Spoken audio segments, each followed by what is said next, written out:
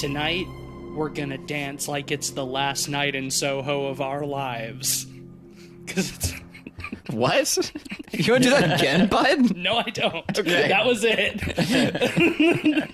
Soho of our life. It doesn't even make sense. You know, dance like it's the last night of your life, but this time it's the last night in Soho of your life. Okay. I'm tracking, but... You have made way worse jokes on this podcast. Silence. Hey, man, you're the editor. You left him in. I did, because I want America to hear your shame. Speaking of, who are you? Well, first of all, who are we? We're America's most fashionable podcast, The Pod People. You're goddamn That is right true. we are. Me? I'm Matisse Van Rossum. And it seems I've taken a bit of a tumble. I'm Ben Sheets, and does anyone feel like they've been born in the wrong generation? Wow. That's a pretty name. I'm Cleveland Mosier. Oh, I see what you did there. Nice. Tonight, we're full of that giddy good energy, because we just got back from seeing the brand new Edgar Wright horror film, Last Night in Soho, which stars Anya Taylor-Joy, Thomasin McKenzie, Matt Smith, Diana Rigg, and Terrence Stamp. You know, I'm sure this joke has been made 1,000 times already, but if this movie had been bad, I would have said it was Last Night in So-So. But it wasn't. It was great. I loved it. Adored it, even. Yeah, I had a great time with this movie. This is a movie that I will comfortably say off the bat I really liked most of. I'm unsure how I feel about the last 15 minutes, and I'm hoping by the end of this episode I'll have a better idea how I feel about that. Wow. Wow. But I mean, generally, big positives all around. Yeah, this is the new Edgar Wright movie. Edgar Wright, famous for such classics as Hot Fuzz. Well, the whole Cornetto trilogy, Shaun of the Dead, Hot Fuzz, and World's End, which I never saw. I'm gonna have a spicy take here. Hot Fuzz is by far the best of the Cornetto trilogy. Is that a hot take? And because I agree with you 100%. honestly, in my opinion, the only one really worth watching. Shaun of the Dead is good. I love Shaun of the Dead. But I like Shaun of the Dead I think too, it's but overrated. Hot Fuzz is absolutely the best one. I don't know if that's a hot take, but I agree completely. But, you know, Edgar Wright also brought us such films like Scott Pilgrim, which I've only seen about half of about 3 times. It's dated. Hey, I liked Scott Pilgrim when it came out. I mean, I know it's fun. people have a lot of love for Scott Pilgrim. It's a time capsule movie for sure. Like Yeah, totally. it's dated, but yeah, it's what it is. I don't hate on it. I think Edgar Wright's last film was Baby Driver, right? He hasn't done anything between then and now. Baby Driver was a movie that I remember thinking was pretty good when I watched it. That's a movie that aged like... I remember nothing about it. That's a movie that sure aged like sour milk, huh? With Kevin Spacey having such a large role in it.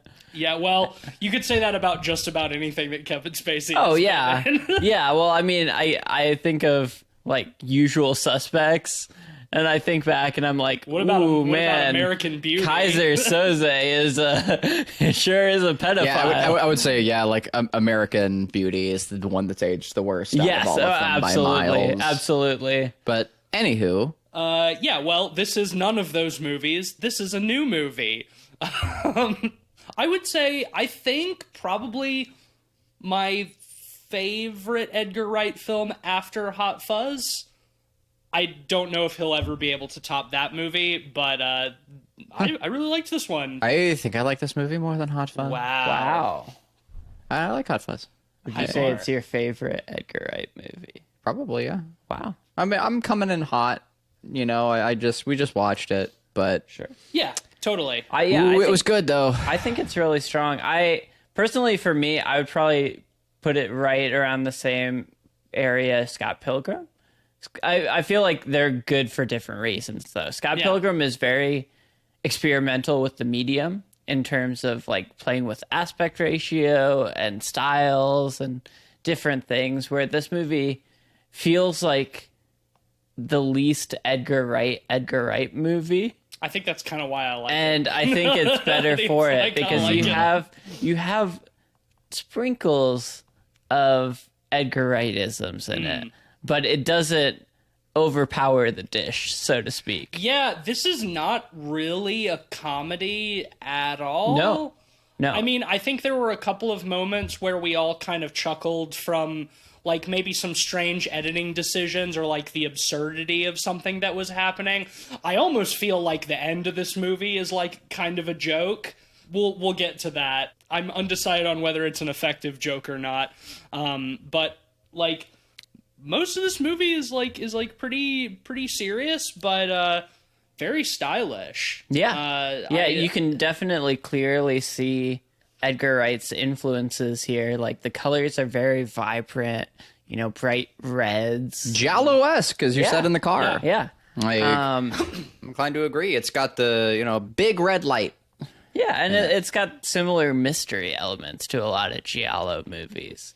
Yeah, and I remember when we predicted this movie, when we had very little to go on other than, like, the title. Edgar Wright was saying that it was, heavily inspired by Repulsion, which we did talk about earlier this year on the show. And, I mean, hell yeah, I can see how. Yeah. Can see how. Yeah, I'm glad we covered it. In all the best ways. Yeah, I really appreciate that you picked that one, Ben. I think having seen Repulsion really, really enhanced and elevated the experience.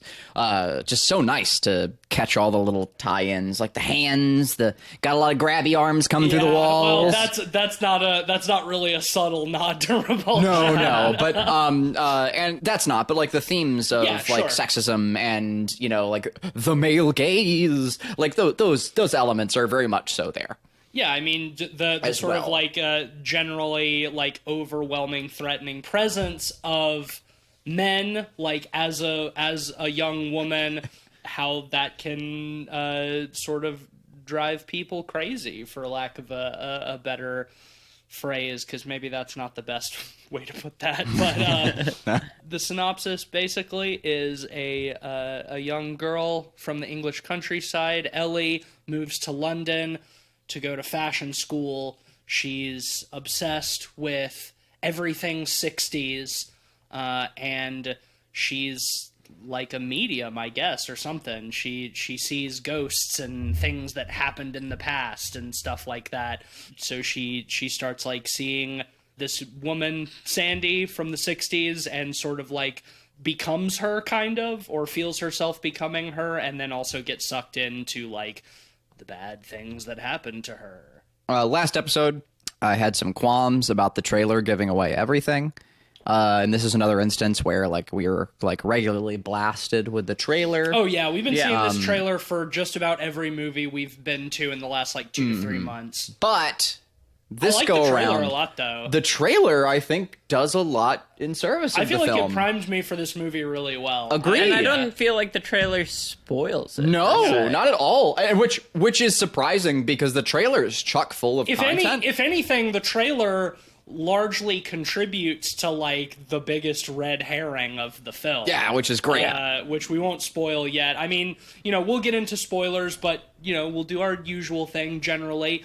This one just came out. Go check it out, please. It's in theaters. We are recording this on Friday, the October the 29th. I'm gonna start doing this when new movies come out, so nobody can say that we're copying Red Letter Media, because they always put out an episode on a movie right before we do, and they can't keep getting away with it. Damn it! And I always feel like we have so many similar points with them, and it feels like we're ripping them off. But no, October 29th. The biggest instance, like, it was so funny to me. Like, we sat down and recorded, like, that Halloween Kills episode. I made that point about, like, if you hit Control F on the script, for 40 years ago, you'd get, like, so many instances of it. And then, like, that Red Letter Media comes out, like, the next day, and, like, it starts with a supercut of, like, people saying 40 years ago. Yeah. Which, frankly, is the medium for it. Like, that shit was hilarious. Anywho, go, if you don't want spoilers, go see this one. I think the mystery is fun. This is a movie with multiple twists, one of which I called, but we'll get to that later. But yeah, if you don't want said twists spoiled, then stop listening, go see the movie, come back, and hang out with us. Yeah, if you like Repulsion, you're gonna love this. Yeah, I think this is a nice sort of like modern homage to Repulsion, because like it definitely hits a lot of those same notes, but it's more quickly paced, more like immediately engaging, and I think will probably hold people's attention better than something as like slow as Repulsion. It has a mystery through line, and it is still trying to tell its own story. Oh, for sure, yeah. As well, and too, like the whole idea of like looking back at the '60s is cool because that's also referring back to Repulsion. Exactly. Like, you know, it's looking back at that time, and man, that's fucking neat. That's a really cool way to, you know, like to set up your story and to pay homage to the past and not just to do a remake, because like, you know, like in the wrong director's hands, this very easily could have been like the inspiration to do a Repulsion remake instead. Yeah, I would even say that that Anya Taylor-Joy's character looks a lot like Catherine Deneuve in Repulsion. She's styled very similarly, we'll say. Yeah, and I'm sure that's by design. Of course, yeah, absolutely. There's another big influence I found. And I think this kind of goes for Edgar Wright's work in general, but Satoshi Kon. I think this movie utilizes a lot of similar style transitions that Paprika does. I think, especially when it comes to like waking, falling asleep, and having these really cool like incorporated shots where people move behind objects and they change people, or looking at things through mirrors. It is all very reminiscent of Paprika, and I'm always happy to bring up Paprika. It's one of my all-time favorites. Edgar Wright really loves his diegetic wipes. You know, where you're kind of doing, you know, wipes of sorts, but it's with characters moving through the composition. And we get some of those. It's very toned down from, you know, excessive Edgar Wright styling. Yeah. It's no like Baby Driver or Hot Fuzz or Scott Pilgrim. But like it works really well. And I think more so than that, even like the sense of disorientation that comes with like the use of mirrors and the kind of multiplying effects of that. You know, you have these sort of hallucinogenic multiple exposure type of shots. Well, the whole thing is really about mirrors and reflections, if you think about it. Wow. It's like looking in a mirror. It rhymes. I mean, I say that like faux pretentiously, but I mean, yeah, it is like mirrors are very thematic. I mean, a good chunk of the movie is like Ellie sort of like mirroring Sandy until she realizes that like, oh shit, actually not glamorous, but at this point too far in, and now she's trapped. Well, and also like it's how she sees her mother. Her mother, and that too. There are several other aspects that take on the mirror theme, the mirror motif. You know, there are many elements here. Like mirrors are a theme. Get over it. I don't think it's pretentious to say that. I think that's all right. I think it's okay. We should talk briefly about the connection with her mother, because that's kind of how they introduce like her otherworldly, like supernatural connection to things. Mama is like right at the very beginning, like she's dancing around like in her room, like in this dress that she's made out of newspaper to like some 60s track. The soundtrack is chock full of the golden oldies. She loves the 60s. But she turns and looks in her mirror and she sees like a woman standing over her shoulder, which we learn just after that is her mother, and she just kind of says like or Ellie says to like the reflection of her mother, like, it's good news, isn't it? And like her mom kind of smiles, and that's when her grandma comes in with like the letter that she's been accepted to fashion school. So I thought that was a nice way to introduce that sort of like little element of the supernatural, or like what, quote unquote, what makes Ellie special. I thought it was a subtle enough way to do it without being like, I see ghosts. Well, the thing I like about it too is it is subtle enough where it doesn't overplay its hand. Right. So, when Ellie is kind of losing it, so to speak, throughout the process of the movie, we learn early in the movie that the mother had killed herself from mental instability of some sort. So you don't really completely know if it's schizophrenia, right, or mental imbalance of some sort, or if what she's seeing is legitimate. And I think the insanity element of the story works so well because they don't shout it in your face per se. It works well too because in numerous ancient cultures there are historical instances of figures with like schizophrenia essentially and whatnot, like acting as shamans. And so it is kind of cool to see that utilized, and to me, it didn't feel, what's the word? It didn't feel like a pandering. It didn't feel like it didn't treat it like a fucking X-Men power either. Like it's very gentle in its approach, and that really worked for me. If they'd played it up a little bit more, like her grandmother even mentioning it is almost a little much. It's just enough. So too. It's just enough, no more than that, and it doesn't. It really plays it well. We are left wondering, like, is this a secret power, or is this a debilitation? Like, how is this going to affect, like, long term the outcome? Because we're seeing the world largely through her eyes, so it's very hard to tell at times. Yeah, and it really brings us to the edge, and I love that. Turns out to be both in a lot of respects. And at that too, nice. I would say like we're into the point where we should be spoiling and shit, because like it's gonna be hard to talk about. I think like the framing beyond that, but go see the movie. Don't let the spoilies get you on this one, because I really do think like the twists and turns are so much fun to experience.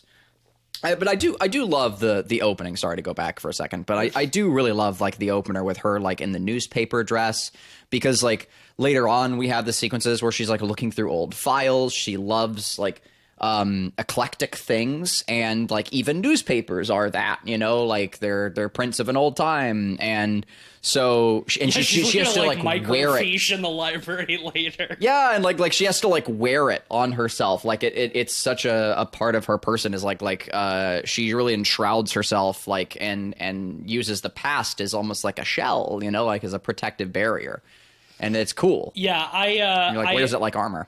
I like the way that her obsession with the 60s is handled, because I think a lesser movie would just be like, oh, she loves the 60s. Why? I don't know. Fuck you. Who cares? Yeah. But like Cruella, it feels kind of shit, yeah. Because she needs to for the plot. But this, like, they do the right kind of like world building, so that it doesn't feel like this like 18-year-old girl in like 2020 is obsessed with the 60s for no reason. It's because like her mother died when she was like 7. She was raised by her grandmother. Her grandmother was playing a lot of like 60s music in the house and stuff. Like she used that as like a comfort thing. Her mother like was trying to be a fashion designer too in London. So there's the nice little connections that like it's, as you say, like she's like protected by the past. She uses like a shell. And most of the movie is about her sort of horrifying realization that the 60s were not as glamorous as she imagines them to be. Yeah, which is wonderful. Because like she says when she moves into like the when she moves out of the dorms and into like the boarding house, like she's like, if I could live in any decade, it would be right here in London in the 60s. Yeah, so like whimsical, and it's like she like very quickly realized like, nope. No. I love her voice too. Like that actress, she has such a faint kind of timid sound, but it's also a little smoky. It sounds like a cartoon mouse. and like it's great. Like I really Cartoon mouth is a good way to put it. Yeah. like, you know, like, and it's really She's good. yeah, and it really immediately like has you concerned for her. Like I was always like worried about her character. She's you know, as it was she's playing very out. she's very wide-eyed and innocent and naive and Believably so. and Earnest. and earnest and optimistic. And I mean, it is kind of sad to see the way that optimism gets pretty quickly crushed, like living in the cesspool of London. And I love it too because like her first experience going into London is a sleazy encounter, but she also knows how to be smart. You know, like we see her, and again, like I harp on this a lot, you know, because like a lot of movies miss this, but.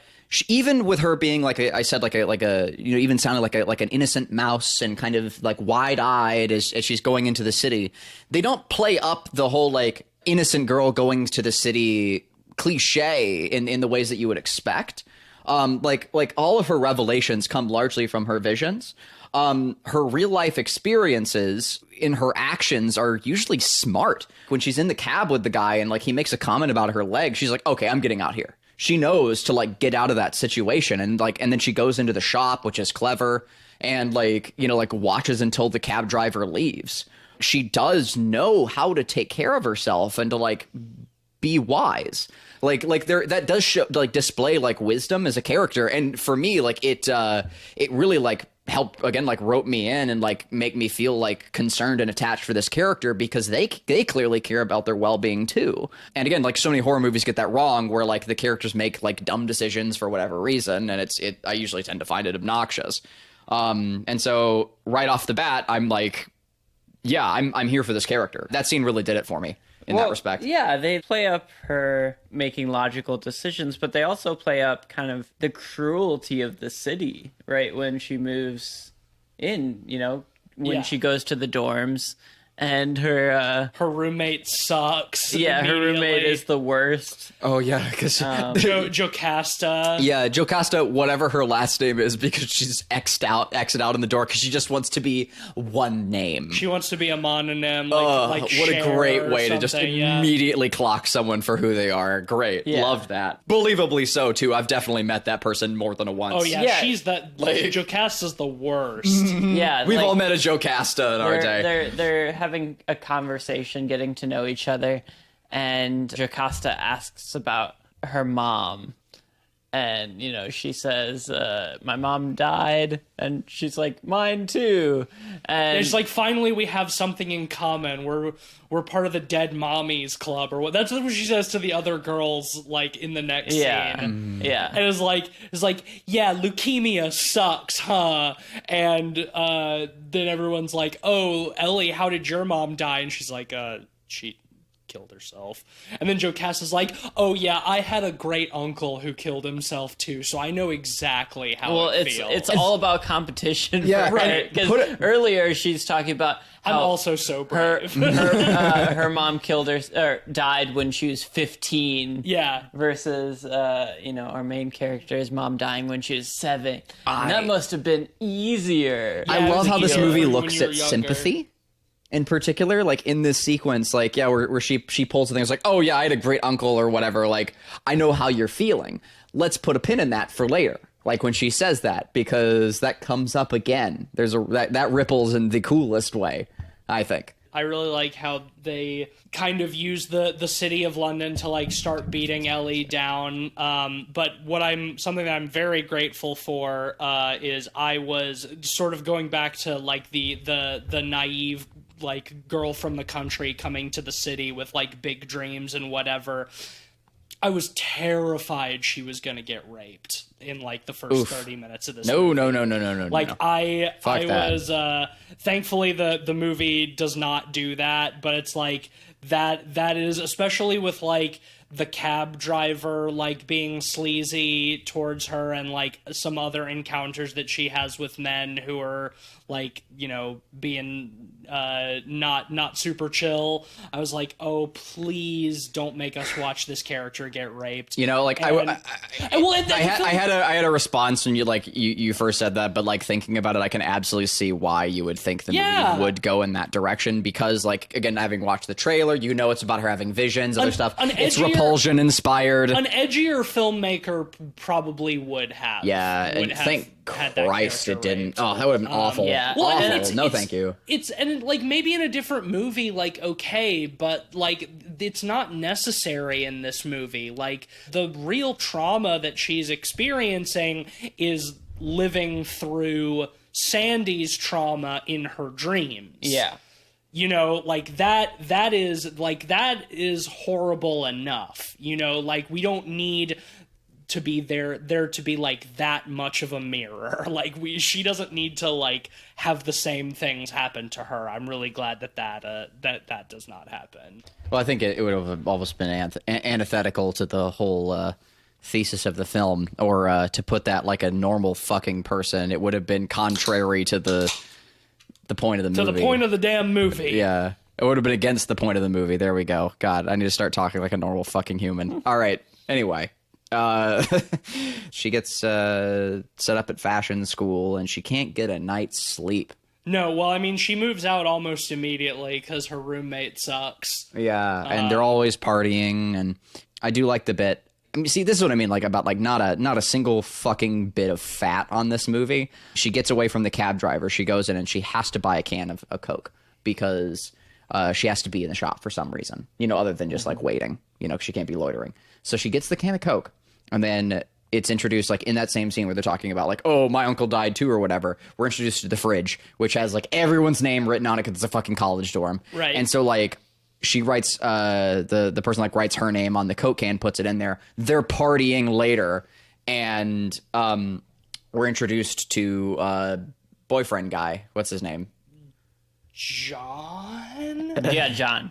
Okay, cool. think. Good. Yeah. The look on your face is very funny. They say his name like twice, like later in the movie. I think, yeah. Or Let's no, go- he does she yells introduce it. himself. Yeah. Yeah, and he does introduce himself to her in that scene. I forgot about that. Cool, let's go, John. The one nice guy in the whole movie. Yeah, well, There's gotta be one, right? Because not all men. I mean, it's nice to get a little variety. Yeah, I mean, but- their relationship is kind of sweet. I think it is. I really liked it. It's a little tropey, but it's sweet. But frankly, like, when all of the other horrible things are going on, I found the tropiness of it to be like safe. Nice to have a couple of nice things happen to her. Yeah, like, well, it's kind of a safe place to come back to in the film, like after all the horrible events. Like, It's like a grounding mechanism. yeah, and frankly too, like, because this character does act as, that's actually a really great way to put it, like as like her grounding point, as the person who does have her back. And we know that as the audience, like he is a person who is of sound mind and he cares about her. You really do need to ramp that up, and you need to set that up almost in a cliche way, like to really bring that across. I had another moment of fear, a similar moment of fear at like the Halloween party scene, like after or like during the Halloween party scene where like Jocasta like hands them the drinks or whatever, and you think, okay, it's got to be like roofied or something, and I was like, That's a great red herring. I was like, oh, it is a good red herring because they don't actually get roofied, which I like. But it's still called back to, which is cool. What I was waiting for, like, I had another moment of fear in that scene where I was like, oh man, John has been awfully nice to her this whole movie. This sure would be the time for him to date rape her, wouldn't it? Oh no. And thankfully Thank God. Thankfully, again, they did not do that. But I've seen these types of movies too many times where they do these things over and over and over. I know. Again. Yeah, God. Yeah, well, like every fucking like time we'd like pull up a bad movie on bad movie night, like there goes another rape scene. Okay. Yeah. Folks just gotta have that shit in there, I guess. Like, I hate it. So no, it's always refreshing for me. And he's introduced to us by the Coke can at the party. We see him drinking out of the can. He says, oh shit, this is yours. Because he introduces himself. Yeah. and he has a really cute redemption where he gets her a can of Coke, later on. Like he feels the need to do that. And the fact that like his character was drunk and still remembered that shit and like managed to do that the next day is really heartwarming and endearing. Like I found that like to be really sweet. And two, his character is and I think this is also important. His character is not just like stoic kind guy or whatever. It is kind of a nice guy. He does have kind of like a nice guy sort of vibe in that he's a little timid, he's a little uncertain. Like his social ability isn't like or his confidence like isn't very high. And there's a scene later where he says something along the lines of like, I know what it's like to be like isolated or whatever. I really liked that his character was like that because he's also black. And you can kind of see like how he's not necessarily making that about race, or whatever else like that. It's just like, yo, like because you just know this guy was bullied in school. You know what I mean? Like, sure. You just know. So it worked well for me because like a lesser like writer or whatever like would have just left it at being like a racial trope there, but instead like you can really read into that. However, like which just makes it a little more nuanced, gives it a little more life. I appreciated that. Because it could really go anyway. It could still mean that, but like it doesn't have to. It's just cool. Yeah, I mean, his character is well developed and well done. Like you said, it's a little tropey just because it kind of hits standard beats, but it's also a way to avoid, a Repulsion-esque complete fall into madness. Like, he's essentially following her around throughout the movie, bringing her stuff after she runs has like away. A manic episode and leaves it behind or something. Yeah. Stops her stuff from stabbing someone with also scissors. Like, yeah, she could have gotten him killed. Like, after the Halloween sequence, like, that shit, like, could have gone really, really south for him. And even still the next day, like, he's caring. And he comes back again, and I love that. That was the thing. Like, that's what I expected is, like, when she goes into class the next day, I expected him the usual tropey scene. Him to be like she looks over at him and he like turns away and like turns his back on her. It's like crazy bitch or something. Because I mean, essentially what happens is after the Halloween party, like she's had a lot of like pretty unpleasant dreams by this point and like wants some company. She doesn't want to sleep, so she like tries to bring him back to her place to bang him. And as they're like making out, then she has like a waking vision where she sees like Sandy being murdered, and freaks the fuck out. And the old lady who rents the place out like comes in, and she's not supposed to have like male guests after 8 p.m. And she's I'm gonna call the cops. And so it's like, oh shit, like young black guy. Like he's fucked. With a girl like on the floor in a bedroom like screaming to like get off of me. Doesn't look good. Like, no, it doesn't. Yeah, her nightmare suddenly becomes his very real nightmare. Yeah. And I love it too because like it's not. She doesn't just bring him back to her place for that specifically. Like she's also like desperate to find any means to not fall asleep. Yeah, for sure. In Nightmare on Elm Street fashion. She's trying real hard to stay awake. She does like him. Like they do have some romantic chemistry. So like it's a win-win. Exactly. Two birds, one scone. Now to backpedal a little bit. She feels the need. Yeah, after the Coke can sequence. I just really wanted to like bring out like how. I mean, it's also stupid. I'm praising it so much because it's also like really obvious Coke product placement. But I do really like how it is utilized so well in the plot. Edgar Wright does a good job of bringing in details like that. And having callbacks to minor details. That's a very Wright-ism, I would say, for sure. Throughout his films. And also using product placement directly with, Cornetto ice cream. Hey, you gotta pay for all those incredible superimposing shots somehow, right? Like, like all those incredible mirror shots, with like multiple people like walking through them. You gotta throw a fucking sponsor in somewhere, right? Like Jesus Christ. The most blatant one for me was when she's bartending and talking to John. and it's almost like a split diopter where like half of the screen is just Coors Light. Bro, Coors does that shit, man. Like every time I rewatch Always Sunny, like there's a turning point. I think it happens in like 4 or 5 seasons in where they very obviously got a Coors sponsorship, because like just all of a sudden like shots of the bar just like dominated with like Coors signs, and they'll be like, "Hey, can you hand me an ice cold Coors?" And it's like Jesus Christ, Coors. So Coors be doing that. Well, okay, well, like in that case, it's got to be like part of like the sponsorship deal, right? Like it has to be like the Coors can has to be like taking up this much of the frame for X Sure. amount of time. Like that's Totally. got to be it, yeah. Absolutely. Which you know like is not uncommon from what I understand. But I mean, also, like, in a case like this, like, it doesn't bother me too much because, like, they are in a bar and, like... It's organic. It always feels organic. That shit, and, like... Same with the like, Coke can. If you've ever been to any kind of, like, divey bar, they always have, like, big neon Coors signs and shit. Like, Coors reps come to bars and hand that shit out like fucking candy, man. Like, they want their shit plastered all over the place. And now we've spent a good 3 minutes of our podcast talking about Coors. Hey, are you worried? Look at what's happened. Are you worried about a skeezy cab driver? Just grab a Coke. Are you thirsty for a D tier beer? Grab a nice cold Coors Man, Light. I would put Coors way lower than D tier. Like, it's pretty... I put it way lower than D tier and then like drink Steel, one. And I like Steel Reserve and Old English. Ooh, boy. Ooh, buddy. Okay, anyway. It's the nostalgia for the college days. There we go. That's our sponsor, our fake sponsor for the episode. I mean, very real, tangible sponsor for the episode. So If the price is right. The price is right. And really any price. We're not testing. Yeah, we talk for 5 minutes about Coors and then call it a below D tier grade beer. Thanks, Coors. I mean, you know, like Watered down. We love to drink your watered down piss on this show. we love it. Fucking hell.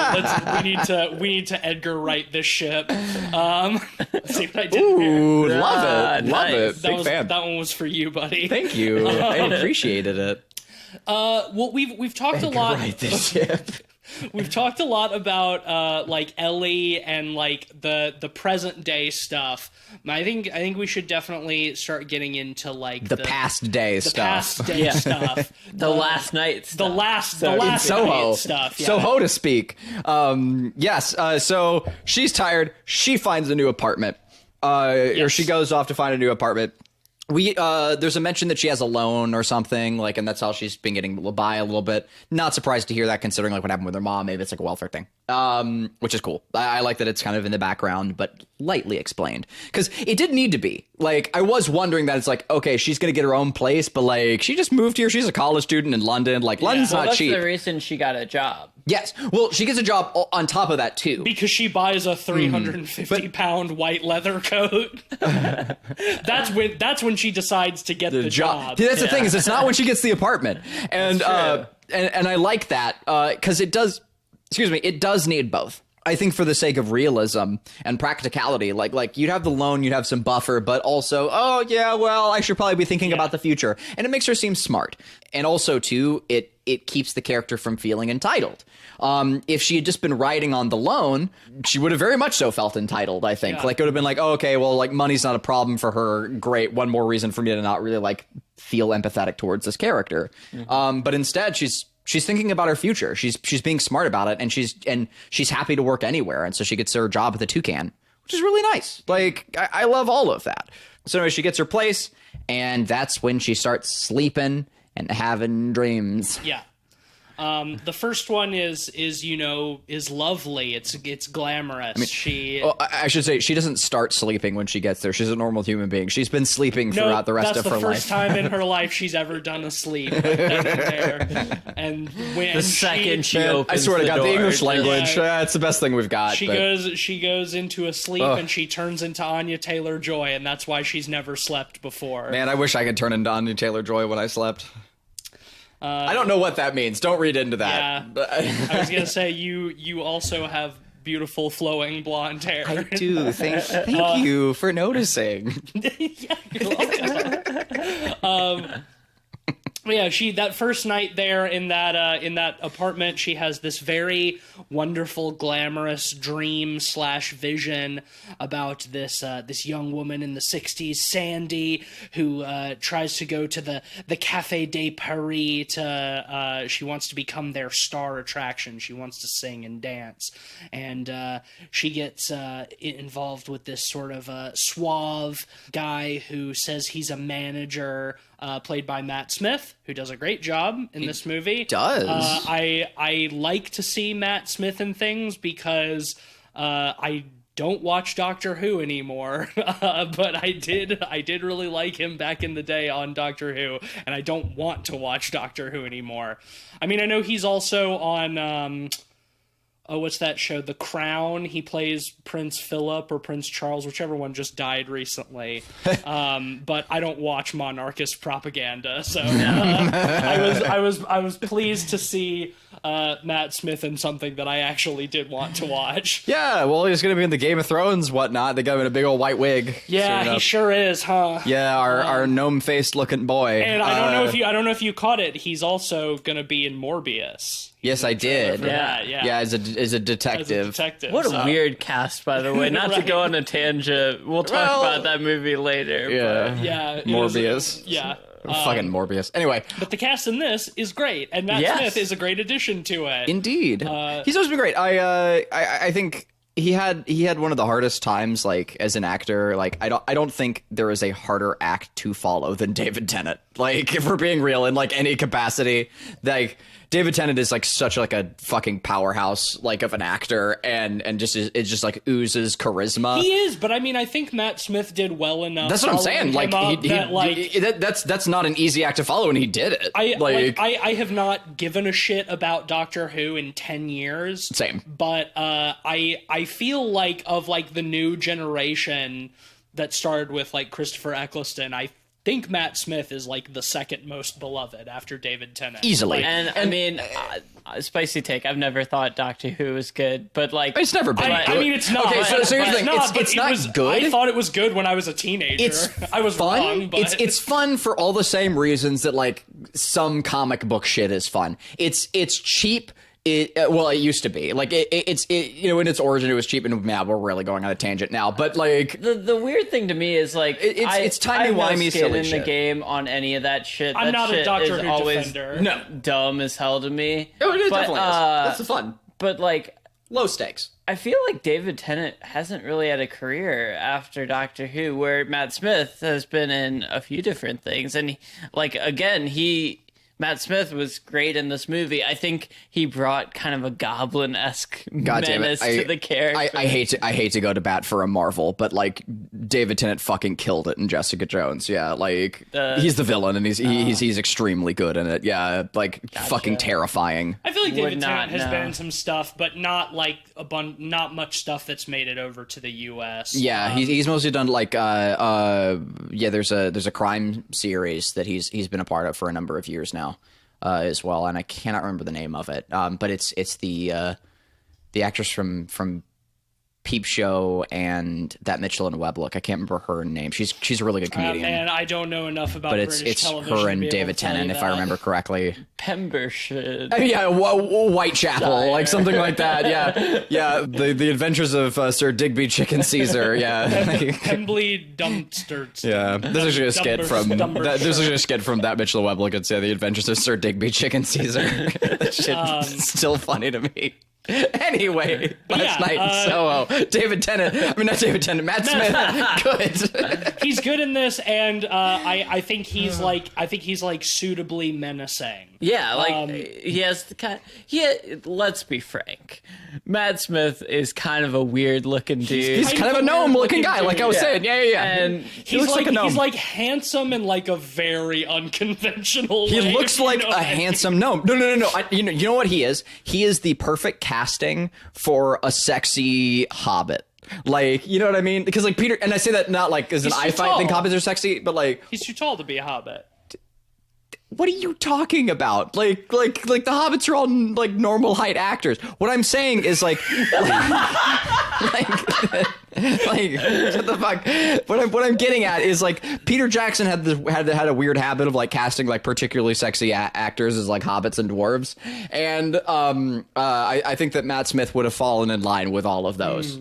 Well, yeah, I'm tired. In this now. movie, he's kind of like a sleazy, 60s chav kind of guy.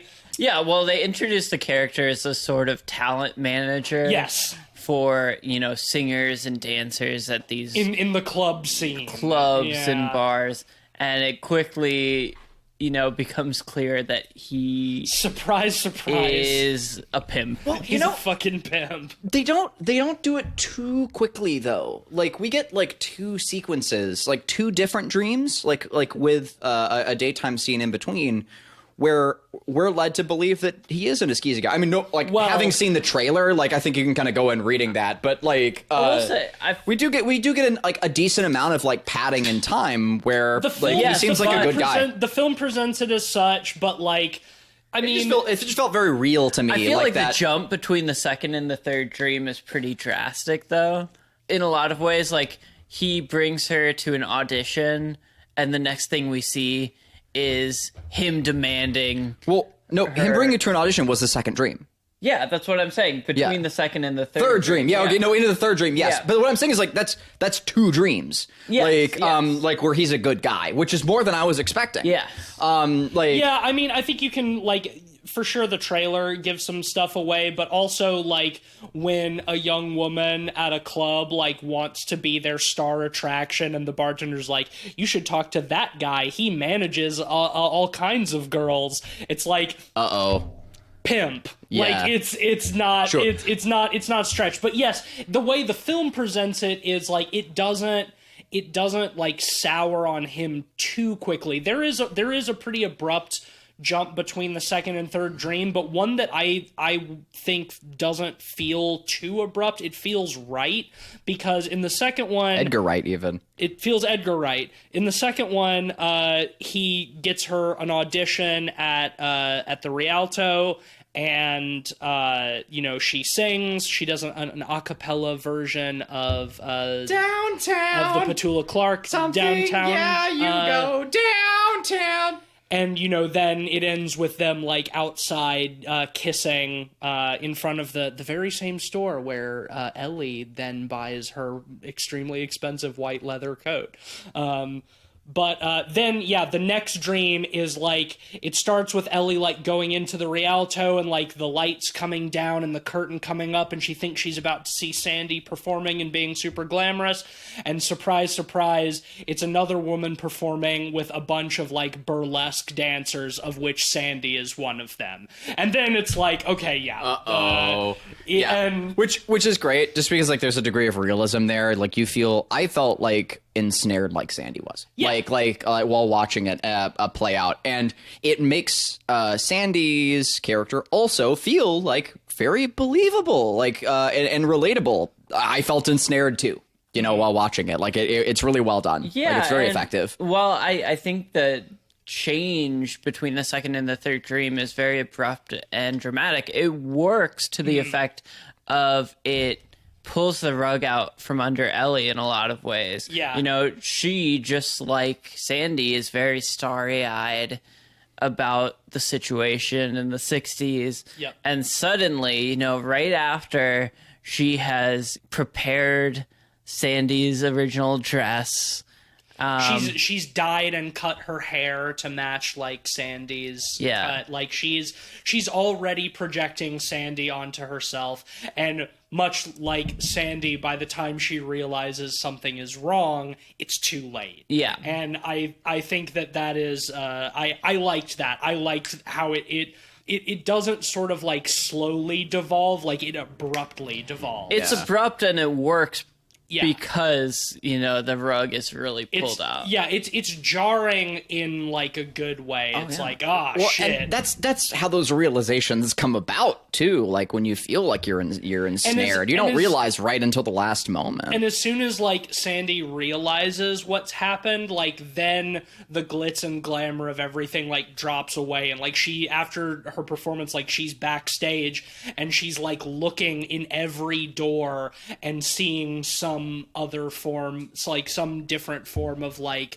misery or debauchery or abuse happening to like all of the other women who look at this club. I love that Yeah. sequence, Yeah. by the way, like when every room has like something else skeezy happening in it. It really feels like we're catching a series of visions. Like we're not seeing Sandy walk down one hall and seeing all these things in each room. We're seeing Sandy having walked down this hall hundreds of times and seeing these things over time. Yeah. It feels like you really feel like there's like a long progression of time in that one hallway. It's Shining-esque, even. The dreams in general are done very well in this movie. They ride the perfect line, I think, between realism and surrealism. Like, they're grounded in the moments that they need to be, but when they don't, like, they transition like very smoothly into like other set pieces and like have that very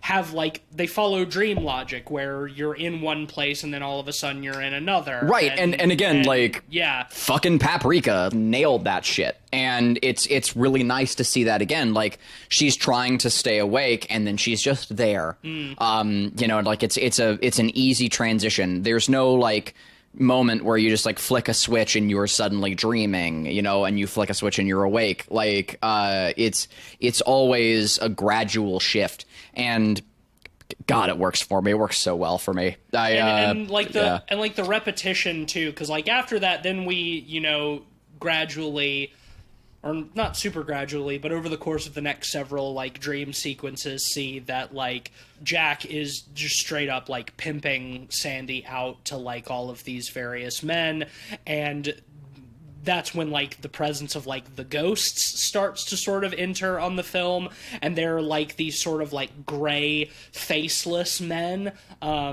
Maybe it was just because I was in Doctor Who mode a little bit from Matt Smith, but they reminded me a little bit of the silence from Doctor Who. The silence will fall. Fuck, I'd forgotten about that until you brought it up. They reminded me a little bit of the It Follows creature. Yes, kind that's of, what I was yeah. thinking of. Yeah, I totally agree. They're like this sort of like indistinct like faces, But they're indistinct because they have multiple faces tracked over each other. well, yeah, at that's time. because that's like the repetition. Like Ellie is seeing that in the dream too. Like as she looks into like the mirror, every time like the neon light outside flashes, she's seeing Sandy in like a different like lingerie outfit, being pimped to someone and else. like the ghostly figure like approaching the bed is continually with each flash changing from like one sort of faceless man to another, and it's like you're really getting that like repetition of just like how many times this is happening over and over and over again, like this horrible cycle that she's getting trapped in. It's mortifying. I mean, truly. Meanwhile, in the present day, in her waking life, she has started to see this elderly man around the neighborhood who she believes to be Jack. And guess who it is? It's Malcolm McDowell showing up for a performance again. It is not. It is Terrence Stamp. It's not Malcolm McDowell. It's a guy who, God, he looks and sounds a lot like Malcolm Terrence- McDowell. Look that much like Fuck! Malcolm Oh my McDowell. God! Leave it in. I don't care. Some Hey, respect. sometimes a person could be wrong and get shit. Whatever. This is like like we're a podcast of some boys like talking about things. I do not claim to be an expert in Malcolm McDowell. Put some respect on Terrence Stamp's name. He is not as much of a star as Malcolm McDowell, but okay. So Malcolm McDowell isn't putting in work. Is the damn? Not he's in this old. movie. It's okay. He's old. It's fine. I think didn't the Rob Zombie Halloween movies make him retire from acting? I think so. I think so. Wait. He's Dr. Loomis in the Rob Zombie Halloween Is movie. he? Yeah, he's the Donald Pleasant stand-in. Well, he also had that cameo in that really bad Silent Hill sequel. Okay, maybe that was after Halloween. Anyway, Yeah. Terrence Stamp is the old man in this, and I feel bad. Terrence Stamp is great. He's a character actor. He's not been in like a lot of famous, like really big famous things, but he's had a long storied career, and I love him because he's always so sinister, and he's great in this movie. I love him. Wait, what else has he been in? Because he's been in things I've seen. This is like I'm just slowly realizing. Wait, this man is not Malcolm McDowell, and I'm. Superman 2? Yes, he's General Zod in Superman 2. I haven't seen Superman 2. That's probably like one of his bigger roles. This is like a terrible pull to say like what he's been. I've seen him in like relatively recent things, like last 5 years. The first time I remember like noticing him as an actor is when I was little, and he was the such a bad pull. He's the evil butler in the Eddie Murphy Haunted Mansion movie. Oh shit! Yeah. Oh wow! Such a bad pull.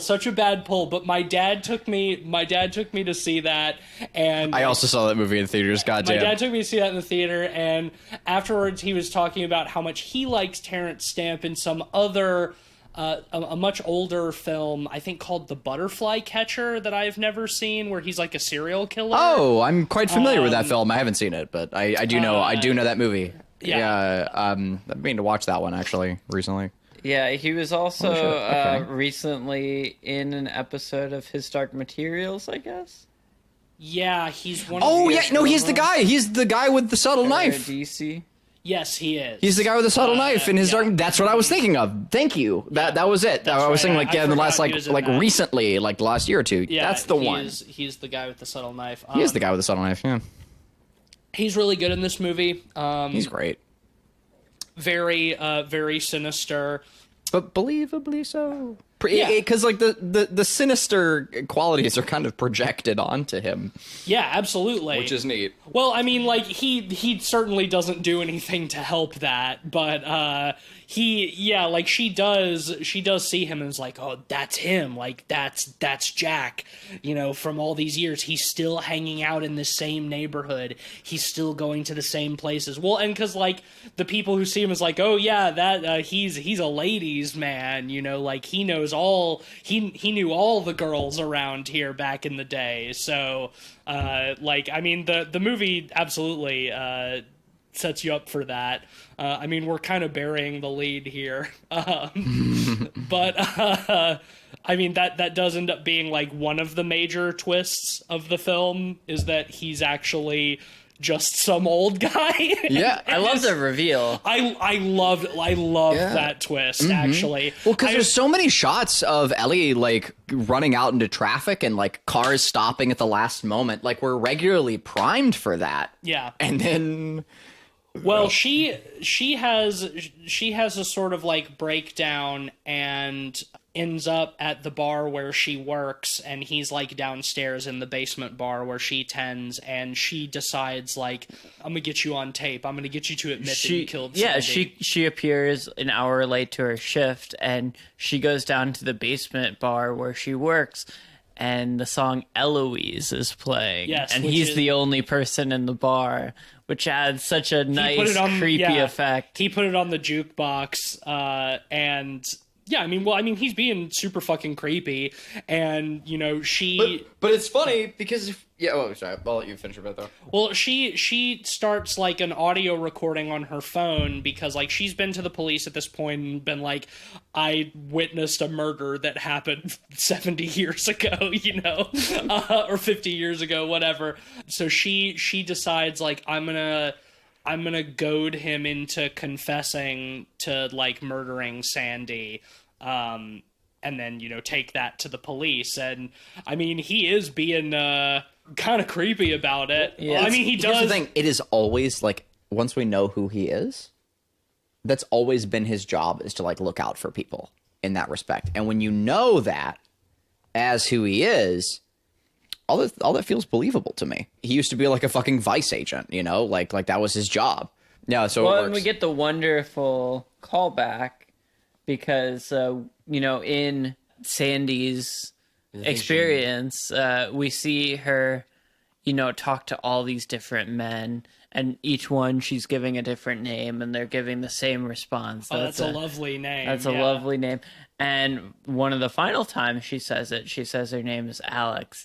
And the guy stops her and says, "No, but what's really your name?" Yeah, what's your real name? And it turns out that was him. Well, yeah, Lindsay. she says to him, she's like, "You seem like you're a cop," and he's like, "Oh, do I?" And it's basically like he basically tries to tell her is like, I mean, he doesn't seem like super compassionate about it or anything. Like, he's kind of condescending about it, but he's like, you're better than this and you should get out of it, like, get out while you still can. But it turns out like that is who Terrence Stamp is he's the cop who she spoke to. What a great twist. all those years ago. I did not see that coming at all. No, I didn't either. No, I didn't. Yeah.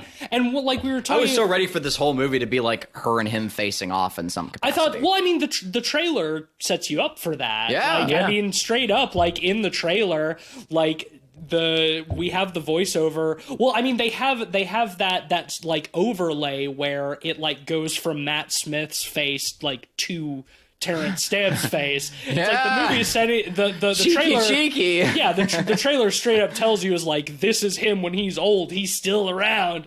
And the great line from the trailer that I still loved in the movie is she's like, I know what you did. And he's like, I've done lots of things. You're going to have to be more specific love. Yeah. It's a really great line. Very, very sinister. But I mean, the reveal is so good because like she kind of chases him out of the bar, like being like, I'm going to tell the cops. He's like, fucking do it then, whatever. Yeah. And he walks out into the street and gets run over by a cab. Yeah. And then like he's like lying there on the It's so unexpected he's like too. lying Like there goddamn. on the ground like with his head like half caved in, like bleeding, and like the owner of the bar comes out and she's like, oh no, poor Leslie. And Ellie's like, wait, Leslie, is his name not Jack? She's like, no, that's Leslie. Lindsay. Lindsay, that's right, Lindsay. Was it Lindsay or Leslie? Is Lindsay. Whatever. Lindsay, whatever. It doesn't matter. It was a woman's name. Yeah. It's like, that's Lindsay or Leslie. He used to be a cop. He used to be Vice. And it's like, oh shit! Like that was a genuinely genuinely fun twist. I love it too because like when that scene, like after that scene occurred, like it left me in a moment where I said, wait, but if not him, who is? Because like if this is like a proper noir, like if this is like a proper whodunit, we need to have a who's done it. So like it left me like really in the lurch, saying like, okay, well, who's the other old man it could be? And I was like racking my brain, saying like, what other old men has she encountered that could be the murderer?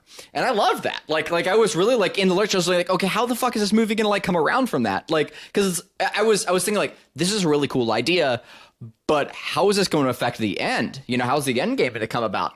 In the best way, frankly. Well, I loved how it does. In a way.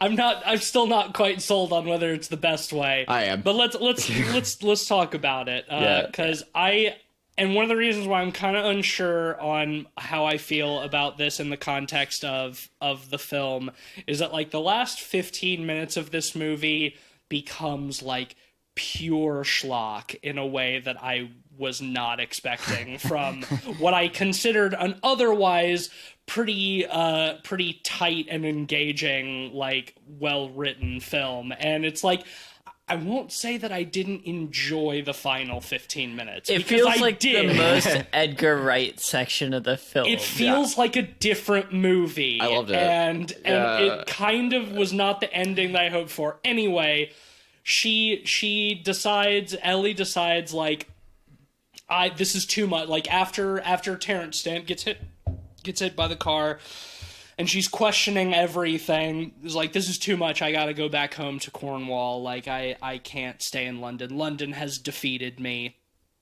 So, John is like, well, I'll take you back to your house to get your stuff and then, like, drive you home. And can I just mention the fact that John had a car the whole time? Because the joke was, Oh, that's such a good bit. Oh, yes. He's from South London? South London, yeah. And moving to North London was just a big life event for him. I love that. Well, like, earlier... It's unbelievable for, like, a college-age student, too. Earlier in the movie, like, when they're talking, is like, oh, where are you from? She's like, oh, I'm from the country. I'm from Cornwall. And he's like, yeah, like, I moving to London can be, like, really overwhelming. Like, I totally understand. She's like, where are you from? He's like, well, South London. And then, yeah, the joke is later, she's like, wait, you have a car? And he's like, well, yeah, how am I supposed to get from South London to North London? Which is was a pretty good joke. But yeah, she goes back to get her stuff, and she goes to talk to the landlady to try to get her deposit back. And it is then revealed that the landlady, the old lady, is Sandy.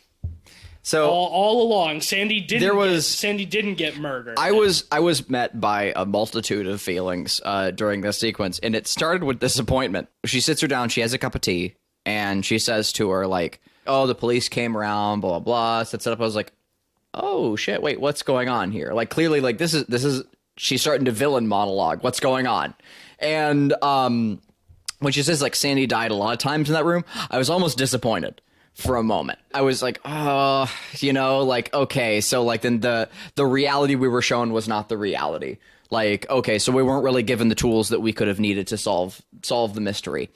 But then when she says many times, and then she explains that she kept murdering people, I was immediately back on board. When it's revealed that, like, she's like a fucking mass murderer, like she has killed, like, all of, like, her Johns, like, she's just murdered all of them and putting them in the walls, which rules, because, like, our ridiculous, like, it's wild, but I don't, at that point, who fucking cares? Absolutely It's fun, ridiculous. Like, it's great because, like, our for our character, because, like, she, like, can kind of, like, pick, like, her whole deal is, like, she can kind of pick up on those psychic vibes, like, she can hear those memories. So the idea of her moving into this, like, fucking, like, house that has, like, corpses, like, all in the fucking walls and shit, like, and they're all just, like, feeding her, like fucking, like, dark psychic energy the whole time was really fun for me. Yeah. Like, it's a fucking wild hoot, but, like, outside of the fucking weird X-Men shit, just... I totally called the old lady being Sandy all along. Hell yeah. Good for you, man. You should be able to, and that's why it works. The moment I called it is when she's first looking at the room, and the old lady is like, oh yeah, I used to work here back in the 60s. Oh yeah. I used to work here back in those days, and then I bought the house, and I was like, as soon as she said that, I'm like, it's Anya Taylor-Joy. Interesting. And I mean, like, I kind of got turned away from that, like, when we have the scene of, like, Matt Smith murdering her, because I was like, oh, well, I guess that's out the window. But then it comes back around, and I will say, I think that you said she starts villain monologuing, and she does, and I don't love how exposition-y that is. There was a really nice moment where she says, when she lets Ellie in, she's like, oh, I grabbed one of your letters on accident. It's there in the pile. And as Ellie's flipping through it to get to hers, yes, you can see on the letter that it says Alexandra Collins. Mm-hmm. And I caught that when she was going through, and I was like, oh yes, I was right. And then once she starts monologuing, then they do, like, a close-up of the letter that says Alexandra Collins. I was like, come on. No. So here's the thing. I missed that.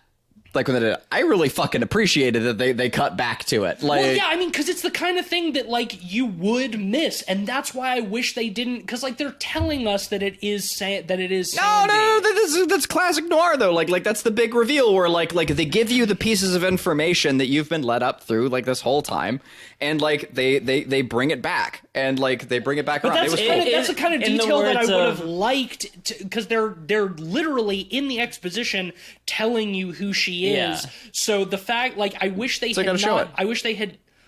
No, why do they need to show it if they're also telling you? Like, that would have been one of those nice touches that on rewatches you see her flipping through, and is like, there it is. There, you can spot it. Well, I You feel could like still do this that. movie does that quite a few times, where it, cross references. Like Lindsay, for example, is another example of that. But like in the words of the famous director Billy Wilder, subtlety is a nice tool. You just have to slap your viewers in the face with it. Yeah. I like that. And I was a viewer that needed to be slapped in the face with it. Like I really appreciated like it coming back around to that, because like no, I'm happy to be honest about this. I didn't see it coming. For me, it was very gratifying to. I don't mind that as the reveal. I think that like what I would have wanted more from this movie, just based on like how the rest of the film was, is I think I would have liked the ending to be a little more like understated with like I think it's fine that the old lady, the landlord, was Sandy all along. I think that's fine. I don't mind that as a reveal. Cool. But like I think it would have been more interesting for her to have like been stuck living in this house because like she was never able to like escape that trauma, and that she's just been kind of forced to live with it. And like the decision to make her a serial killer is where I think it started to go off the rails a little bit. Like it's hokey fun, but it's not what the rest of this movie was giving me. Like I think it would have been fine if like Matt Smith was trying to murder her, she gets the knife and stabs him. Like I like that. And that she's been unable to leave the place where that happened, because like that's where a part of her died. And so she's like kind of living here in this house as a ghost, with the ghosts of like that negative time in her life. And I think that would have been an interesting sort of contemplative way for her to like share that wisdom with Ellie and end the movie. And then instead it's just like, no, but she killed Matt Smith, and then she also killed every single man who came up to her room, and then shoved them in the ceiling and the floor. And then I disagree. And like, now she's trying to kill Ellie. If it had ended and there, then the house catches on fire. No. But see, that was my whole problem. Is like when she said the part where like Ellie died in that room that night, I was thinking like, oh fuck, this is gonna be mad pretentious and like apropos of nothing, because it shows us otherwise.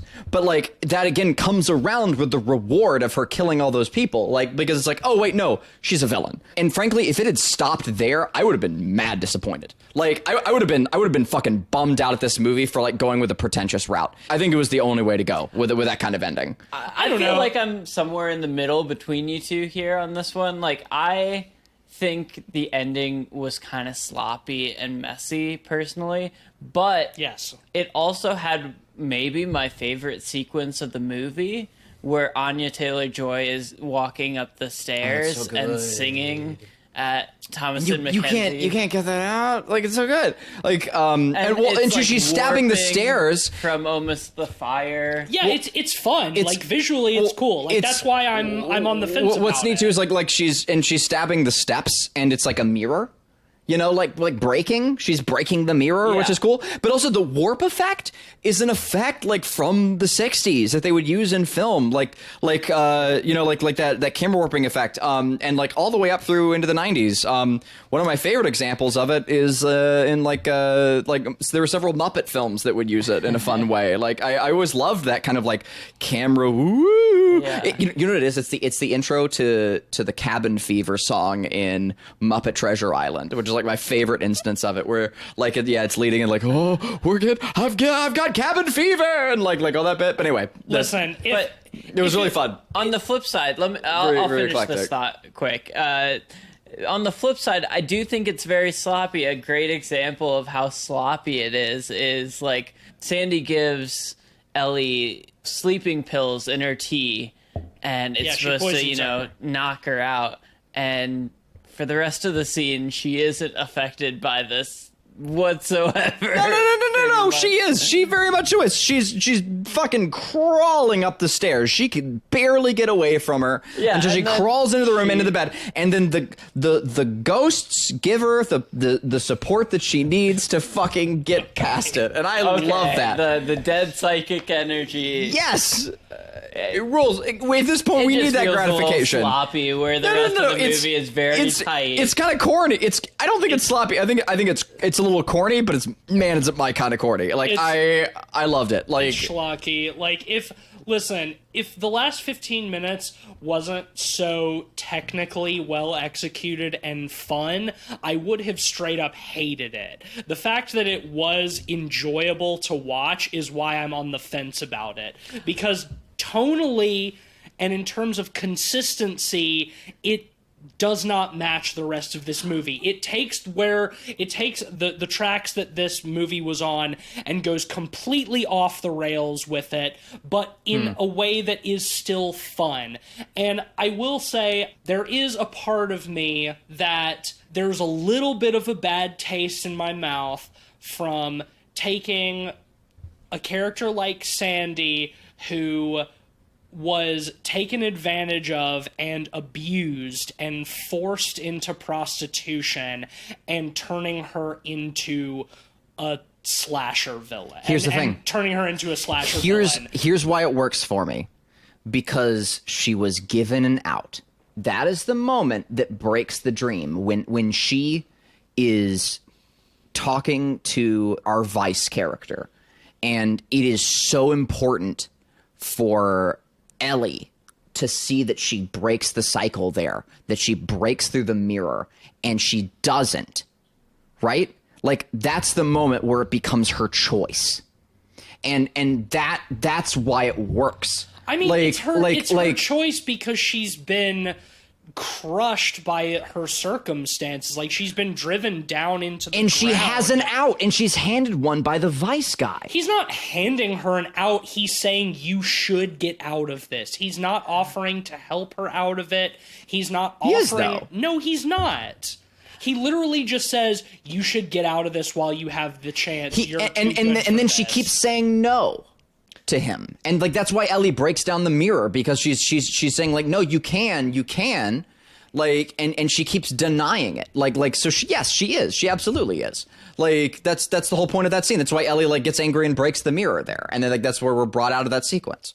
Part of me feels like her circumstances lead her to believe that she isn't able to, because we see multiple scenes before that scene where she's trying to run away, where she's trying to walk away from it, and is berated and abused by Matt Smith's character. Yeah, she's broken. Absolutely. The cop is not offering her anything. Yeah. The cop is telling her, you're better than this, leave it. But at that point, she has already been so beaten down, both physically and like spiritually and emotionally, that she is not able to leave. Like, I don't think that's what makes like choice that she made. Right, and that's what makes her rounded as a character, right? Like she's been through these horrible things, and like there's deep sympathy for her, and also she's murdered all these people. But at the end, they turned her into a cartoon villain. I don't think so, because like if they turned her into a cartoon villain, they would have had Ellie like fucking like stab her. She would have like fallen through the floor into hell or something. Like, instead, like there was a moment where Ellie tries to say to her like, hey, like it's okay, you can come with me too, and she still like she says no, and she sits down and she just burns in the house. Like there isn't like a moment where like Ellie says like, you have no power over me, and breaks her and breaks the mirror or any shit like that. Like, she just sits down on the bed and fucking burns to death.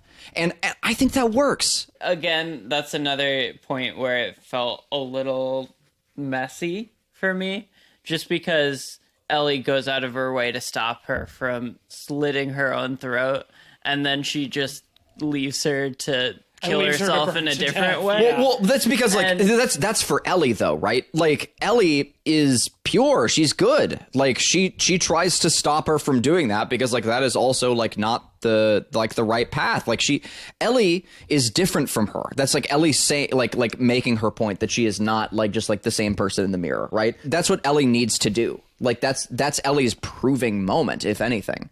You know, like even after learning all of that, after all the rest of it, she still stops her from killing herself. And she's like, no, we can get you help. We can do whatever else like that. And then she is forced in a position outside of her agency where she has to get out of the burning building. And it becomes Sandy's choice to die there. And she allows herself to burn to death. That works really well for me. I don't think that's sloppy at all. Part of me just wishes they would have both died in the fire.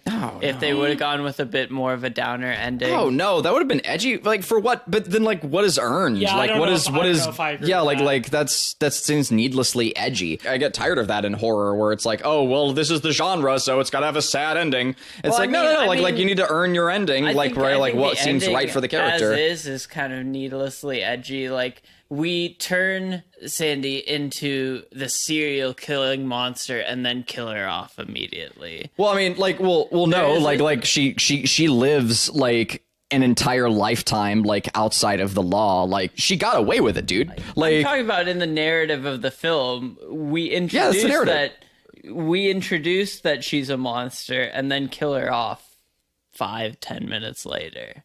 It just feels a little. But as an old woman, like, you know, like I don't like again, like keep in mind, like what the film is telling us is that like she lived her whole fucking life, you know, like afterwards. Sure, I'm talking about the narrative progression of the movie. Uh-huh. It's a 10 Yeah, minute and then period yeah, between but those two things. let's include for our viewers who haven't seen the movie that like after that, like we get like a positive resolution where like Ellie gets out of all of that, like she's able to like, you know, like stand on the shoulders like of the past and have her own life again, and she's able to like make it through Soho. She's able to finish her time that she didn't think she was able to, because like until she was going to that house, like her plan was to leave. Her plan was to get out of all of it, and she's able to stick around. And her teacher says, you know, like I believed in you, and you know her grandmother comes to visit, and like it's very upbeat. I don't think that's what Ben is saying, though. I think Ben is saying what feels weird is that a character who we have gotten to know one way throughout an hour and a half, an hour 40 minutes of the movie is turned into something completely different in the span of 10 minutes and then immediately killed off. Like that, it is a very strange, jarring acceleration and twist of a character, and then just sort of like an abrupt cut. Like it's in terms of like the pacing and the structure of the film, it is strange. And it feels weird. I'm not saying that it's necessarily bad, but it feels weird, and it also feels rushed. Yeah, well, and to put such a nice bow on Ellie's story and then have such a kind of stark ending to Sandy's story is just kind of weird to me. Like, you'd think, I would almost feel like she would escape too, because the baggage of all this past trauma and abuse is burning away with, you know, the history of the building. Well, that's why I'm saying I think something like that could have happened if they hadn't have made her like a serial killer. Like if she just killed Matt Smith and that was it, then I think there would have been space for redemption, which I think her character did kind of need. But Yeah. turning her into a serial killer, I think sort of removed the ability for her to be truly redeemed. I will say where the ending did win me over a little bit, and it won me over only because it set up something that I was about to really, really hate and then didn't do it, is when the house is on fire and Ellie goes into her room and she's like surrounded by like all the faceless ghosts of like the men that Sandy killed, and like the one of them is like kill her. Yeah, and she doesn't. Free us. Right, that's Like, her redemption. Like exactly. Yeah. Whose redemption? Ellie's. Or like Ellie, not her redemption, I'm but talking- her pass through the trial. Yeah. I'm talking about Sandy doesn't get redemption.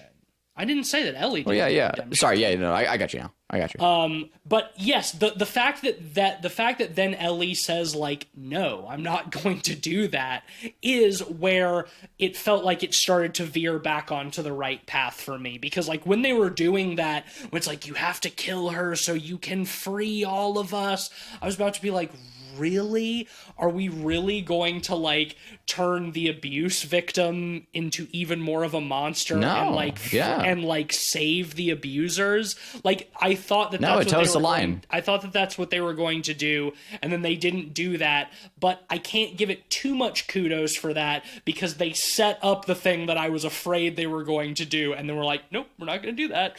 So like they could have just removed that completely. One little editing bit that I've really liked is when they're having this pivotal moment between Sandy and Ellie, and they're having this kind of discussion while the flames are burning all around them. You get a very quick cut downstairs to John. Oh yeah, we all laughed. No, I thought that was hilarious. Well, and it's almost needed too, because you see all of these literal Johns upstairs, right? Yeah. As kind of reflections of trauma and kind of Sandy's projections of evil, I guess you could say, in some respects, and to see him as kind of a wholesome good character just laying there. He's the one good John. Yeah. It feels like a nice juxtaposition. It does. Well, and that's the thing is like here's what I like about it is like this is where the mirror is broken, right? Ellie is our good character. She is our protagonist, and Sandy is the villain. Like Sandy is the bad person. Like we have been led to believe that she was good, but she chose, like, here's the thing. It is not saying that all women who go through this position are bad. And I think that's a really important distinction to make here, right? Like there are plenty of good people who are led into this kind of position and, and have no out and have no whatever else like that. But it's not a monolith situation. Okay. Like this is specifically Sandy. And in this situation, Sandy was led into this position and she chose to murder all of her Johns, which is not a good thing to do. That's the villain reveal of the movie. At that point, the mirror is broken. Ellie is a good person, and Ellie comes out of it and she learns how to take the good from those things, but not the bad. And she learns from then on out. And that's why that all works for me. Sandy doesn't necessarily gain like full redemption. The only redemption she gains is like letting Ellie leave. She does say like to Ellie, like, choose life after she'd poisoned her. Yeah, after she poisoned her and was going to kill her. Because of what Ellie had said to her. And that works to me. So that's my piece on it. What was your guys' take on the very last sequence of the movie? After she has kind of her, Ellie has a redemptive kind of fashion show. She goes to the back and her grandmother and John are congratulating her. And she looks in the mirror and she sees a reflection of her mother. For the first time since the beginning of the movie. Mm-hmm. And then she sees Sandy. She goes up and taps her finger on the mirror. She does at the same time. I loved it because again, it's what I just said. She has come through the fire, right? In this case, literally, like she's come through her trials, and she has learned how to take the good from it and how to avoid the bad. Like she has not just said because here's the thing, right? Like what's the whole like crux of this movie? What is said so many times? I love the 60s, right? And it's saying, when looking at the past, we can take the good and the bad. There is no reason to be binary about it. Like you can enjoy the good elements of the 60s, the music, the style, the whatever else like that. And then also acknowledge the sexism. You can also acknowledge like all the horrible stuff. There's no reason like that you can't make peace with that. And her doing that, like tapping the mirror there, is her making peace. And it works really well for me. See, and to me, like it says, like in a very short span of time, what like 4 seasons of Mad Men tried to say. What makes it confusing for me is, I think, yes, with the last 10 minutes, she is kind of a personification of the bad of the 60s, but throughout the rest of the movie, she's a personification of trauma. And to see her shown in such a way like this, like, it almost implies there's kind of a reflection of trauma there, or kind of a repetition there that kind of becomes a little confusing with that 10 minutes. I have another response to that. Here's the intent. Earlier in the podcast, I made a note about the scene very early on where Ellie is talking with her roommates, and the roommate says, I had an uncle who, also committed suicide or whatever. Like, I understand. When Ellie is drinking tea with Sandy, she says the same thing to her, and Sandy laughs. I got a real chuckle out of that. It is once again playing the thing where, like, it's been flipped around, it's been flipped around onto Sandy there, where she's saying, like, oh, I can relate, but she can't. That's the whole fucking point, right? Like we can't necessarily relate with each other's experiences in that capacity. We can make attempts, and like we have similarities, but it's never one-to-one, and that's okay. Like, we can still make strides to relate, and we should still do that. The fact that Sandy takes it the way she does, like, is a negative, which is really cool. Like, and so, like, it again, like, it makes it a discussion. It doesn't make it binary, and I love that, like, about the movie. It also like drives on the awareness of it. Like it is definitely there is definitely intent in that. Yeah. Also, because like she says the same thing as like that dramatic moment, like, or that comedic moment much earlier in the film. Yeah. Like it's a callback. That sequence didn't work for me personally super well. I think that's okay. The fashion show kind of wrapped things up a little too cleanly for me. Yeah. I almost think of like the ending of Repulsion and how fucking bleak it is, and compared to like how much of a nice little bow this movie has. I appreciate. Like, honestly, Jesus Christ. Here's the thing. Like yes, Repulsion ends with like the most downery way like possible, and that's what's needed for Repulsion. Yes. Right. But this movie, like, and for Ellie's character, thank God for me. I'm saying, like, thank God it ended like Ellie deserved it. Like, she needed that sweet ending, and I was very grateful to have that. I don't have a problem with Ellie having a happy ending. Like, that doesn't so much bother me. I didn't particularly love the epilogue of this movie. It felt a little on the nose with like the fashion show, like with her bit being set to like a dubstep cover of Downtown. That was weird. No, she's trying to take the best from the past. I mean, like, I get it. Yeah. But I get it, but I don't like it. That's okay. I loved it. It's I don't know if I would advocate for it ending just like with her being pulled out of the fire, where it does kind of do a false ending where like it goes to black, and I thought that was going to be it. Like I like to see it's like, hey, she, despite all this bad shit, she was able to go back to fashion school and graduate, and like her grandma's proud of her. Cool. Like I think that's nice, but I don't know, just like the way it was done I didn't find super effective. I think it's fine she sees Sandy in the mirror. It's like, after all of that, like, Sandy's always going to be a part of her. Like, it's just like her mother, her mother's been dead for like 10 years or more, and she's still a part of her. She still sees her in the mirror. So like, Sandy's the same way. Do y'all think it's very similar to the ending of The Babadook? Because I thought it was. Like, it reminded me of that, like, where, like, the Babadook is always still there, your trauma is always still there, and kind of. I love that. I didn't make that connection, but kind of. I think I like the way that it's handled in the Babadook much better, but I also like that film better in general. Actually, the end of the Babadook is a little more heavy-handed, I think. It's like chained there, It's shorter. It's shorter and sweeter. There are less components to the Babadook. Yeah.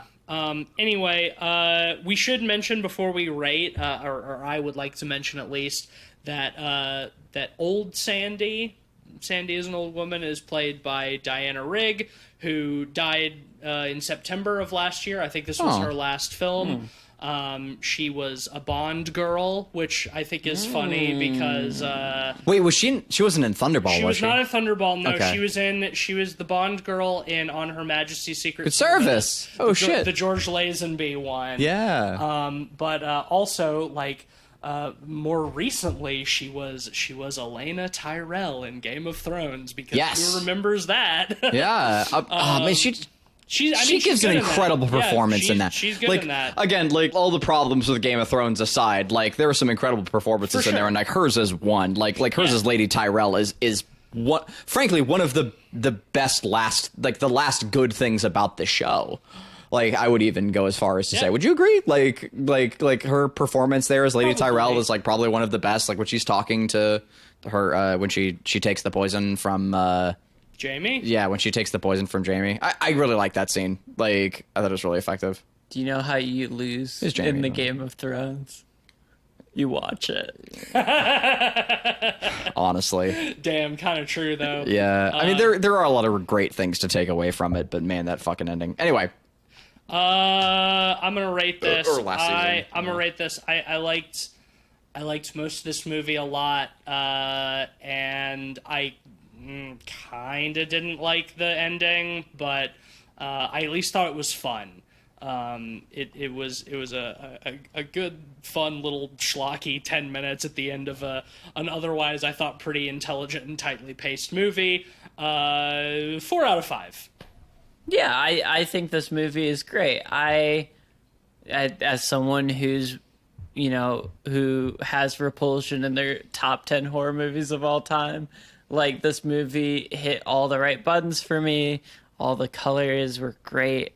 I do agree the ending is a little messy for my tastes, and I would have loved to see it approached slightly differently, but it is fun, and some of the best sequences are in that time, so I give it a bit of a pass for that. I'm going to give it a 4 out of 5 too. I think you should really check it out if you have the chance. Oh yeah, definitely a recommendation on this one for sure. Well, I came out of this one really excited. I feel really good about our discussion about it too. I think everybody brought some really nice things to the table. That said, out of all of that, I still feel really hot on it. Powerfully so, even. It feels largely preferential, but I'm still feeling like I can't. There's nothing I would want to see differently, like about the ending sequence for me personally. Like, I know it's kind of schlocky. It's kind of like it's loud. But I like the loudness of it. It reminded me a lot of like classic noir, and those are all things I love. And so I'm gonna give it a fucking 5. Hell yeah. I felt really good about it. And again too, I watched it like an hour ago. That might change over time, but coming out of it and like getting a nice chance to like talk about it with my boys, I still feel like a 5. I still feel like a 5 on this movie. Yeah, dude. So, yeah. Well, that'll give Last Night in Soho an average of 4.3 out of 5. Solid rating. Yeah, hit this one. It's a good movie. Yeah. I really liked a lot of it. Well, we did predict this one. Yeah, let's get our numbies. So, okay, Tease, you predicted for Rotten Tomatoes, you predicted this would get an 80. Cleve, you predicted an 88. About that. And I predicted a 90. Oh shit! Right now, this is sitting at a 73. Oh shit! Tease, really? Tease That surprises me. got that one as well. Okay, so Tease, you said it was a 4. Cleve, you said it was a 4.3, and I said a 4.5. So you got Cleve it got right it on the spot money. on. Shit, Yeah. nice. Spot on. Right on. Spot on. Hell yeah. Next week we have yet another new movie. They just keep coming. They just keep on coming. I think this is our last one for a little bit. Mm-hmm. But Antlers is finally coming out. And man, I gotta tell you, if it's bad after seeing all these trailers, it's gonna give me an antlerism. Oh, Yeah. no. Man, you and me both. I deeply want this movie to be good. You're gonna be disappointed, Doc. But I probably... I'm worried for you. Listen, like, I want it to be good, but frankly, after all this time, my expectations are kind of lowered. Same. I think it has a lot of potential. I I'm honestly fucking desperate for like a good modern like monster movie, and I think this has potential to be that, but maybe not. We'll see. We'll find out. Next week is our review of Antlers. So come back and check it out. We did a pseudo sponsor earlier, but we got another one. We did that. Yeah, this episode is brought to you by the delicious pissful taste of Coors Light. Oh, okay. Well, this episode is brought to you by a sandwich with a little too much mayonnaise. Have you ever just had a sandwich, taken a big old bite, and it's just been dry in your mouth? It's just the Gobi Desert, you know, up in there. Like, it's just like, what even is a sandwich? Am I just eating paste? Well, now you can have the McCumbucket or whatever it's called, the fucking sandwich with so much fucking mayo in it that it's just fucking some nasty shit. All right, can we move on, please? The McCumbucket. There you go. God, I regret everything. All right. If you like the show, then head over to Apple Podcasts and leave us a 5-star rating and a nice little review.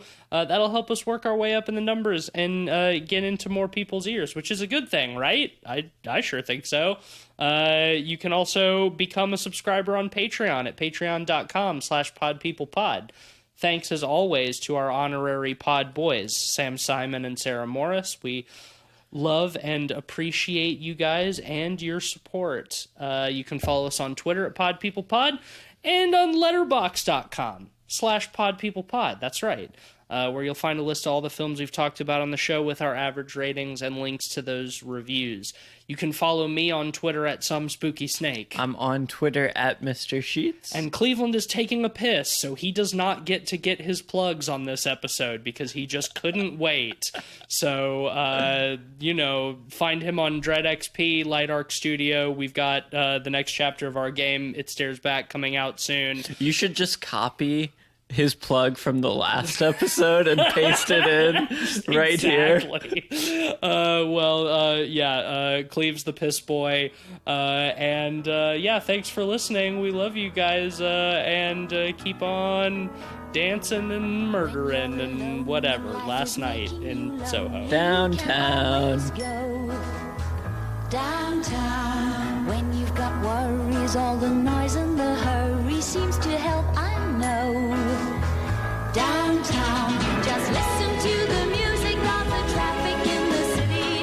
Linger on the sidewalk where the neon signs are pretty. How can you lose? The lights are